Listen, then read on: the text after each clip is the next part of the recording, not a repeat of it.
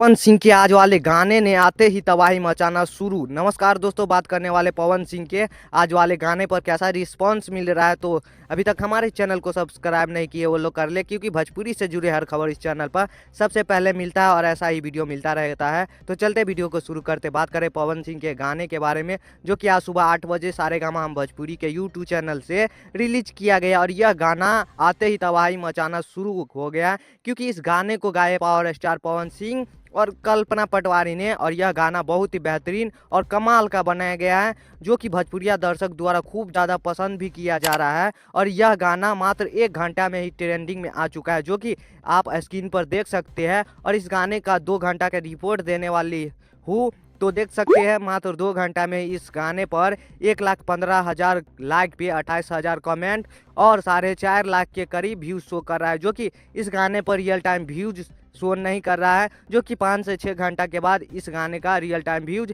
Update हो जाएगा। इस गाने पर अभी रियल टाइम व्यूज 1.5 से 2 मिलियन के करीब मिल चुका है। तो अभी तक इस गाने पर बहुत ही शुरुआती रिस्पांस मिल रहा है, तो आगे बात किया जाएगा व्यूज के बारे में। तो आज के इस वीडियो में इतना ही, मिलते हैं नेक्स्ट वीडियो में, तब तक के लिए बाय बाय, जय हिंद दोस्तों।